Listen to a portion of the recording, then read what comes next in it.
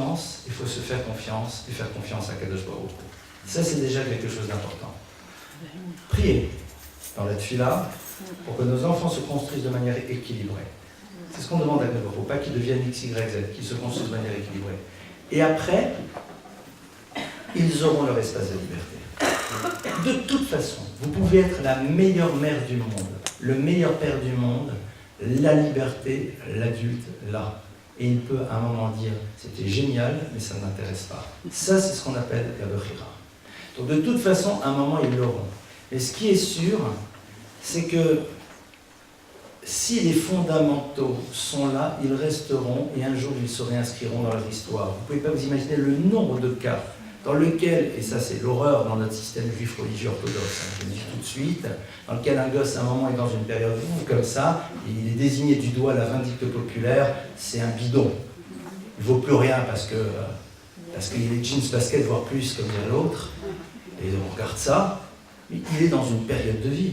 Et si les fondamentaux sont là, à un moment ou à un autre, ça va réémerger, clairement. Et nos parents, alors c'est sûr que c'est bouleversant pour des parents, parce qu'il y a une forme d'angoisse, et puis il y a cette question, est-ce qu'on n'est pas en échec? Ben, oui, il y a un moment, quelque chose qui nous échappe. Et le fait de se poser la question, quel est l'élément peut-être que l'on n'a pas fait, crée dans la famille un mouvement dans lequel il y a notre remise en cause, donc il y aura sa remise en cause. Parce que rappelez-vous que dans un système, quand une partie du système fait un travail, c'est tout le système qui en profite. Si on se dit, non pas qu'est-ce qu'on a loupé, mais quels sont les éléments peut-être sur lesquels on devrait maintenant travailler, cette idée qu'il y a un travail à faire, une remise en cause chez nous, va être un élément qui permet à cet enfant à terme de reconstruire une remise en cause. Et bon nombre d'ados qui à un moment se sont trouvés borderline, voire plus, ont beaucoup de difficultés à re-rentrer dans l'univers parce qu'ils ne veulent pas rentrer dans cet univers qui à un moment les a méprisés parce qu'ils n'ont pas su gérer, comme on attendait d'eux, les problématiques que personne parfois ne pouvait imaginer. C'est ça aussi. Il ne faut pas l'oublier.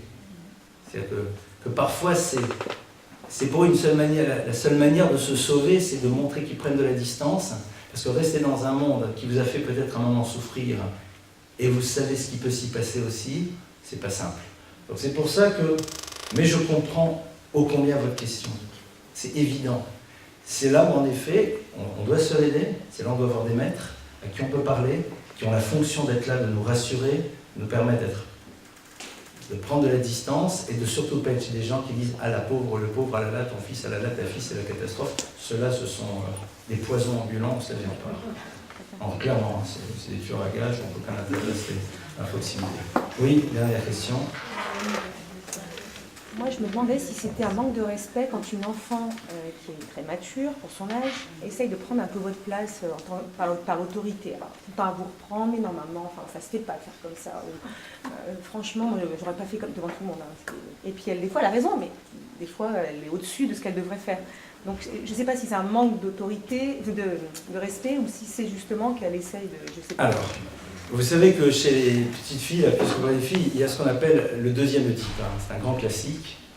C'est-à-dire que là, vers l'âge de 12-13 ans, 11-12-13 ans, alors si c'est dans un couple, elle dit symboliquement à son père, on me dit, mais c'est qui celle-là que t'as épousée? Elle a vraiment fait un choix bidon. Donc, alors c'est très marrant. Hein. Donc, c'est comment? C'est quand vous parlez à votre épouse, elle vient. Elle rentre, elle est là, elle rend le mot. Celle-là, elle ne vaut rien, c'est-à-dire qu'elle soit là ou pas, je fais ce que je veux. C'est ce qu'on appelle le deuxième Oedipe, c'est passionnant, c'est très rigolo. D'ailleurs, si on est au courant, c'est très amusant. C'est parfois presque caricatural. Donc, l'exemple que vous donnez, il est aussi très symptomatique de l'attente que l'enfant a de la manière dont je vais réagir. Et là, il faut avoir une zone d'humour. C'est-à-dire d'abord dire « Chut, tu peux redire ce que tu viens de me dire à voix haute, comme ça tout le monde entend ?» C'est-à-dire, pas lui faire honte. Si vous savez qu'elle va rougir, elle va avoir honte, on ne fait pas honte à un enfant. C'est-à-dire, montrez bien, en forçant le trait, que ça va. Voire lui dire, merci beaucoup de me l'avoir dit, mais tu sais ma chérie, peut-être que si tu m'avais dit autrement, ça aurait été mieux. C'est-à-dire, recevoir le truc, mais dire, voilà, mais c'est comme quand votre mari vous dit quelque chose, vous dites, c'est très gentil, mais par exemple, là, les hommes parfois adorent faire des compliments lors de la bar mitzvah. Et ma femme, et ma femme, et ma femme. Alors s'il ne fait jamais de compliments, qu'il le fait en public, c'est insupportable pour une femme. C'est insupportable, je ne raconte pas le retour de la bar mitzvah. Ah oui. Ouais, alors tout le monde dit, ah, qu'est-ce qu'elle a de la chance, elle vous dit, vous voulez que je vous raconte? Mais il en est persuadé. Et il pense que s'il ne le fait pas, tout le monde va penser que c'est un mauvais mari. Donc, dans ce genre de cas, on va dire, j'ai beaucoup apprécié, mais tu sais, pour moi, ça nourrit plus quand tu me le dis en face à face, mais merci beaucoup, parce que c'est, voilà. On dit, mais on explique que peut-être autrement ça aurait été mieux. Voilà, donc je crois que c'est ce qu'il faut faire. C'est pas un manque de respect, c'est des tentatives de déstabilisation. C'est-à-dire, ce ne sont parce que on a bien vu que le respect, c'est prendre du poids. Rappelons-nous, ce qui nous intéresse, c'est que quand nous allons avoir des enfants qui sont à l'âge de l'adolescence et plus, ils disent « Papa, maman, j'avais besoin de vous parler de quelque chose. Je compte l'année prochaine faire telle et telle chose, mais j'avais envie de savoir ce que vous en pensez. » Il ne nous écoutera peut-être pas, mais il est intéressé d'entendre notre parole. Voilà. Et ça, il faut juste gérer avec distance et humour, en faisant attention que dans l'humour, il n'y ait jamais de cynisme et de moquerie. Oui, vraiment. On a parlé pour la route. On a parlé du respect des enfants aux parents, mais les parents qui sont eux-mêmes aussi enfants, quel impact ça a sur les enfants, les différents scénarios qui peuvent exister dans le respect que nous avons vis-à-vis de nos propres parents. Quel impact ça a sur nos propres parents? J'ai volontairement occulté ce problème, donc je vais juste essayer d'ouvrir. Donc, nous-mêmes sommes encore les...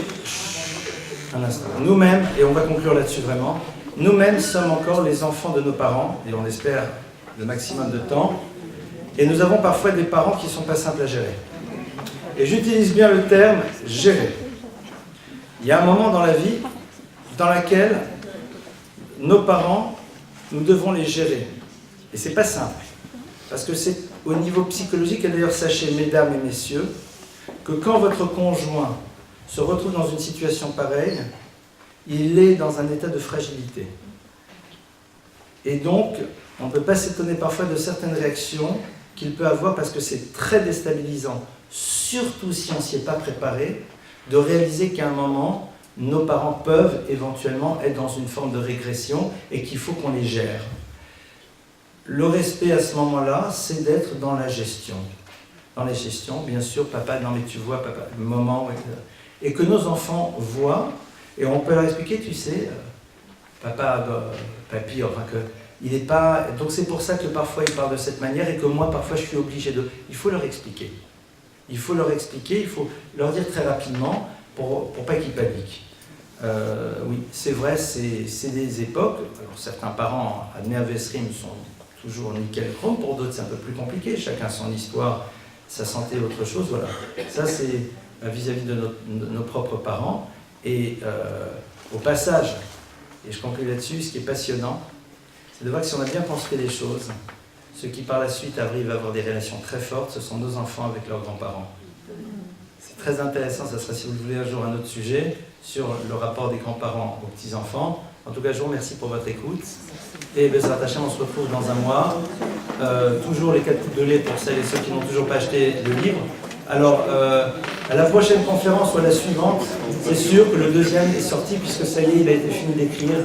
Il est en phase donc de relecture et il va être très rapidement sur... Merci à votre écoute.